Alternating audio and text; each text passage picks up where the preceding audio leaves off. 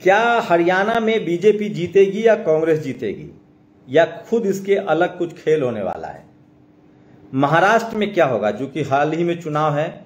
जम्मू कश्मीर में क्या होने वाला है, ये बड़ी खबर है जो सोशल मीडिया पर वायरल है। तो जम्मू कश्मीर में क्या होगा, हरियाणा में क्या होगा, महाराष्ट्र में क्या होगा, झारखंड में क्या होगा, आज ही जान लीजिए।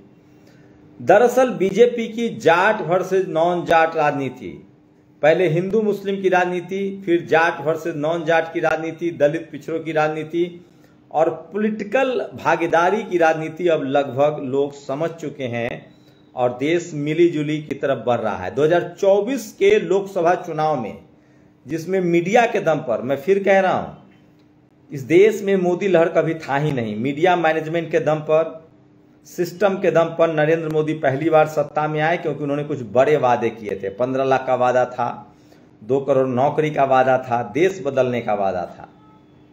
2014 में वो चुनाव जीत गए।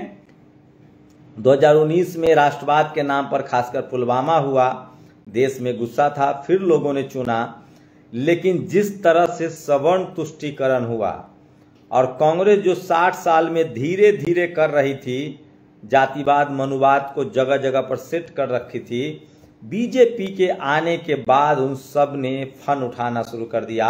और जिस तरह से इस देश में दलितों का, पिछड़ों का, आदिवासियों का अधिकार जाने लगा, 5 साल में 2019 से लेकर 2024 के तौर पे बीजेपी बेनकाब हो गई।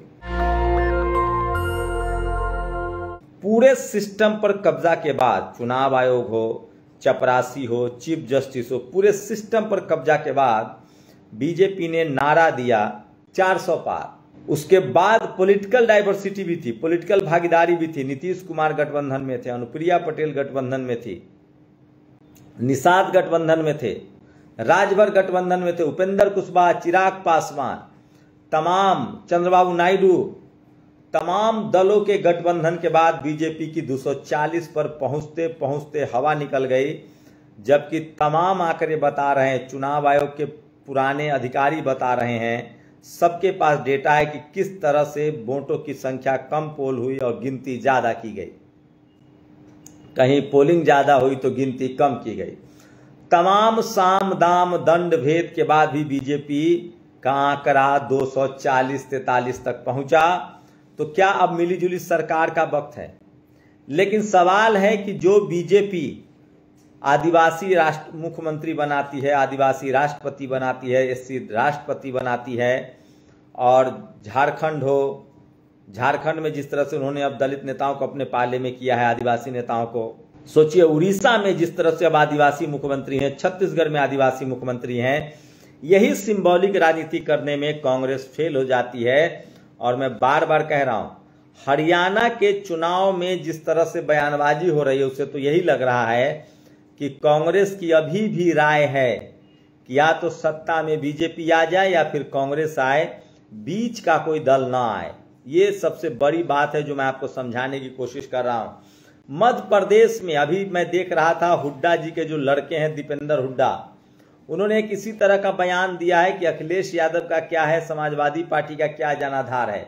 इसी तरह का बयान मध्य प्रदेश में तब कांग्रेस के बाप बेटे की जोड़ी कमलनाथ ने दिया था, और नतीजा सबके सामने है। एमपी में सुपरा साफ हुआ बेटा बीजेपी का, कांग्रेस का।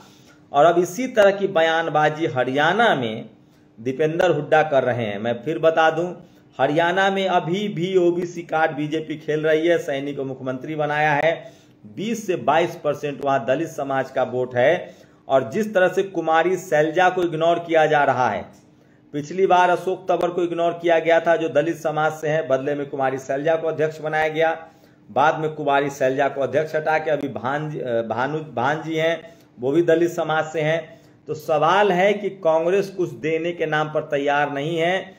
और अभी भी अगर आम आदमी पार्टी से गठबंधन नहीं होता है या समाजवादी पार्टी से कांग्रेस का गठबंधन नहीं होता है, तो हरियाणा में मामला फंसा हुआ है, जान लीजिए। देश मिलीजुली सरकार की तरफ बढ़ रहा है। मिलीजुली सरकार अब खासकर लोगों को लग रहा है, बीच में जब मिलीजुली सरकार चली, चाहे वो वाजपेयी की सरकार थी, चाहे देवगौड़ा की सरकार थी, गुजराल की सरकार थी, ये 2 सरकार मिलीजुली सरकार थी। उससे पीछे वाली सरकार भी जो है वो मिलीजुली सरकार ही थी थोड़ी बहुत, लेकिन अटल बिहारी वाजपेयी की सरकार, देवगौड़ा गुजराल की सरकार और यूपीए 1 की सरकार मिलीजुली सरकार थी। उसके बाद यूपीए 2 में भी लगभग मिलीजुली सरकार थी और लोगों के दिमाग में ये डाला गया कि मजबूत सरकार चाहिए और उसी मजबूत नाव के सहारे नरेंद्र मोदी सत्ता में आए। और जब मजबूत सरकार आई तो स्कूल बंद होने लगे, हॉस्पिटल बंद होने लगे, नौकरियां जाने लगी और राजनीतिक लोग, सामाजिक लोग जेल में डाले जाने लगे और सबसे ज्यादा नुकसान रिजर्व कैटेगरी का हुआ। इन सब चीजों को लेकर अब लोगों की धारणा बन गई कि नहीं भैया, अगर पेट्रोल सस्ता चाहिए, अगर हॉस्पिटल, स्कूल, अस्पताल चाहिए और सरकार आपकी काबू में रहे तो मिलीजुली सरकार ज्यादा जरूरी है। और हरियाणा में आपको यही देखने को मिलेगा। अगर कांग्रेस के पास अभी भी वक्त है, गठबंधन नहीं किया तो कांग्रेस को बड़ा डेफिसिट हो सकता है और वहां बीएसपी और इनलोद जो चौधरी देवीलाल के परिवार की पार्टी है उनका गठबंधन है। जिस तरह से आकाश आनंद की रैलियों में भीड़ जुट रही है, 10 से 15 सीट इस गठबंधन को आने जा रहा है। पिछली बार जिस तरह से दुष्यंत चौटाला को 10 से 12 सीटें आई थी, पिछली बार भी हरियाणा में मिलीजुली की सरकार थी, तो हरियाणा में मिलीजुली सरकार बनने जा रही है। और यकीन मानिए अब मजबूत सरकार, एक पार्टी की सरकार का जमाना गया। लोग बहुत सचेत हो गए हैं, उनको लगता है कि मजबूत नहीं मजबूर सरकार हो तब राशन महंगा सस्ता होगा, पेट्रोल सस्ता होगा, नौकरियां मिलेंगी। तो ये एक बड़ा मैसेज चला गया है और इसलिए मैं कह रहा हूं हरियाणा में मिलीजुली सरकार का वक्त आ रहा है और बहुमत के करीब जाकर कांग्रेस भी फंसेगी, बीजेपी भी फंसेगी। और जैसे पिछली बार दुष्यंत चौटाला किंग मेकर थे, गठबंधन में गए, डिप्टी सीएम बने, इसी तरह के हालात हरियाणा में बनने जा रहे हैं।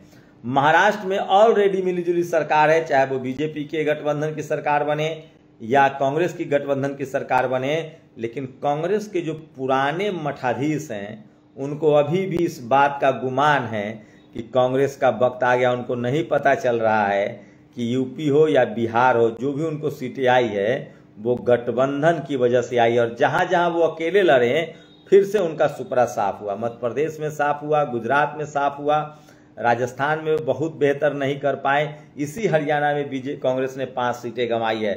तो वक्त मिलीजुली गठबंधन सरकार का है, जो पार्टियां समझेंगी और बीजेपी से बेहतर समझती है। लेकिन बीजेपी के खिलाफ नाराजगी बहुत ज्यादा है, खासकर जाति जनगणना न कराने जाने से लेकर, रिजर्वेशन का जिस तरह से भर्ती नहीं हो रही है उसको लेकर, और सवर्ण तुष्टीकरण, सिर्फ 10 से 15% सवर्णों के वोट से बीजेपी जीतती हुई दिख रही है।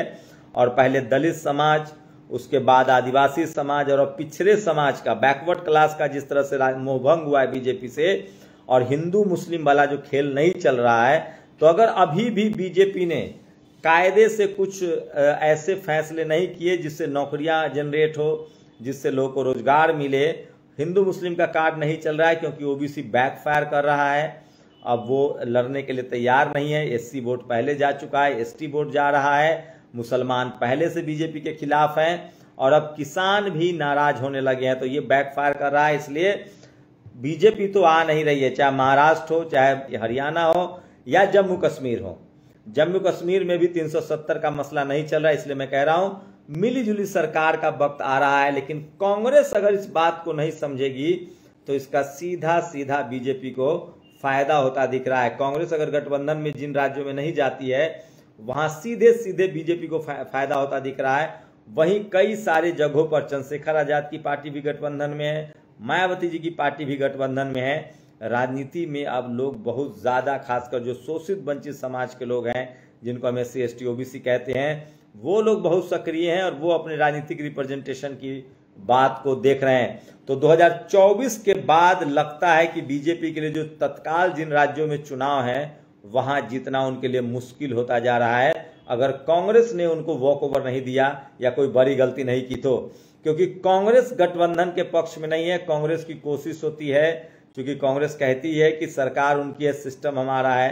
कांग्रेस की कोशिश होती है कि या तो सत्ता में बीजेपी आए या फिर हम रहे। मिलीजुली सरकार उसको रास नहीं आता है। सरकार गिराने में भी बड़ा अच्छा ट्रैक रिकॉर्ड है, चाहे आपको बता दें कि चौधरी चरण सिंह की सरकार गिरानी हो या VP सिंह की सरकार गिरानी हो, ये कांग्रेस ने खूब किया है। गठबंधन उसके DNA में नहीं है, लेकिन अब मजबूरी है और मजबूरी में तो आदमी कुछ भी करता है। राहुल गांधी को लगने लगा है कि अब गठबंधन का दौर है। तो मैं फिर कह रहा हूं 2024 चुनाव के बाद आप देखिएगा जम्मू कश्मीर और हरियाणा 2 ऐसे बड़े राज्य हैं, अगर कांग्रेस ने यहाँ होशियारी दिखाई, अगर गठबंधन किया तो मामला बनता है, नहीं तो ट्रायंगुलर मुकाबला होगा।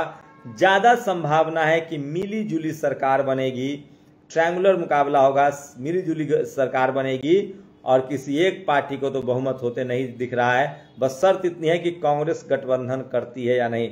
अगर कांग्रेस ने गठबंधन से इनकार किया, जो लग रहा है उसके तेवर से, और सबसे बड़ी बात है कि अब कोई भी राज्य, बीजेपी इस बात को समझ रही है, शिवराज सिंह चौहान को मुख्यमंत्री हटाकर यादव को मुख्यमंत्री बनाते हैं, छत्तीसगढ़ में वो आदिवासी मुख्यमंत्री देते हैं, उड़ीसा में वो आदिवासी मुख्यमंत्री देते हैं। इस बात को कांग्रेस को समझना पड़ेगा।